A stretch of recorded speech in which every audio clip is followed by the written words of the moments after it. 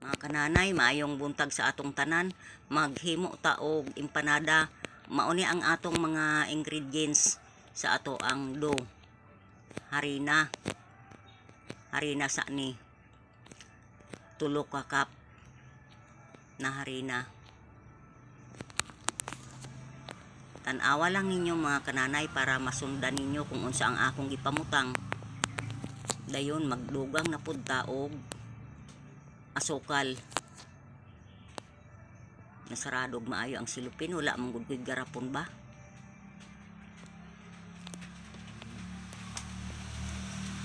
Magdugang tag asukal.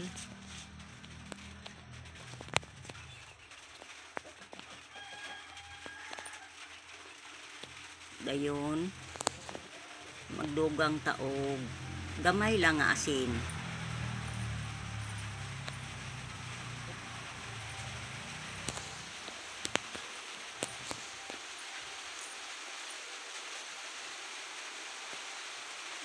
Magbutang ta og itlog sa isa ka bowl, isa ka buok itlog, pero gilahi nato ni sudlanan. Magbutang tag gamay lang gud na binigar.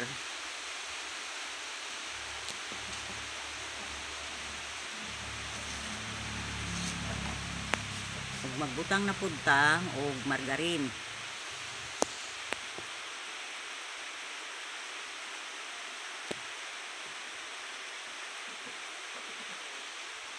Mauni ang sangkap sa ato ang dough. Wa naman gud nako na lista mga kananay kung pila ang sukod, pero nakita man ninyo sa iyahang sukdanan. Kung kahuman mauni, gimix na para tunawon ang asukal. Tapos magbutang ta og tubig na gamay lang. Di nato biglaon kay basi maglasaw. Imbis empanada ang timpla nato, basig mahimo unya ning hot cake kung ma-over sa tubig. Nya ato nang imasa. Kung medyo basa pa, butangan nato og harina kung medyo basa pa ang ato ang dough. Tapos humana natog masa, ato ning i-cut-cut.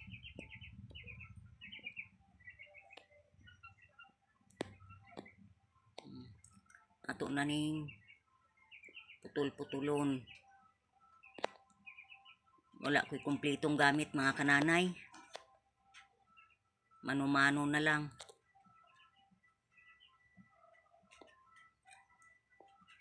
Bago ko nagsugod aning akong trabaho sa pagluto, sa pagtimpla, naghugas ako sa akong kamot, nagsabon mga kananay. Kay siyempre pagkaon ang ato ang ginaluto. Ari na, putol-putol na. Gipang bilog-bilog na.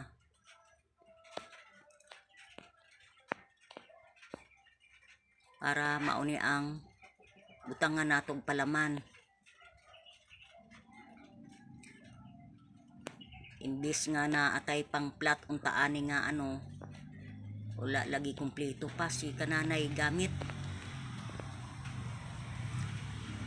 Ay butangan na nato og palaman. Ang iyang palaman ani na ay tuna flakes, na ay itlog, na ay carrots, na ay ining patatas.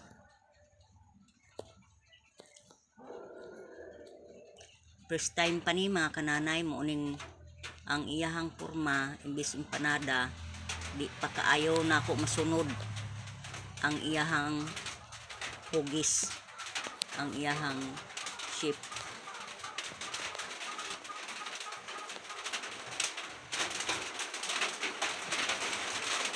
Mga kananay, padayon lang mo sa pagtanaw ng ani mga kananay. Tabungkag ang gibutang nako na lamas ba, kanang kuan mga kananay, tanglad na sa mua. lemongrass. Nagkaputol-putol ang iyahang lawas, mauning nahalo sa iyahang ingredients. Tapos na nato og forma, pahida nato og tubig aron mudikit ang sesame seeds. Nag-ulan diri sa amoa, mga kananay. Maunang dili na kayo madungog akong tingog.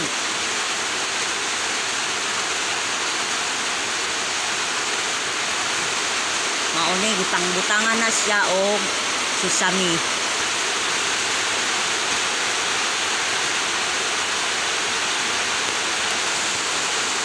Dayon, pabukal na tagmantika, mga kananay, mga manunood ko. Para diri na iluto ang atoang empanada. Ari na, ilunod na nato. Lunod na nato isa-isa ang akong kalaha, gamay lang, dili gamay lang pud ang iyahang unod.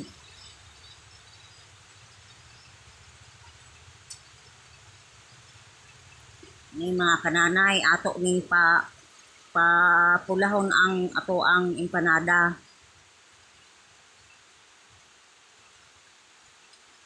Pagka brown na siya, bago nato i-transfer sa sudlanan nga lahi.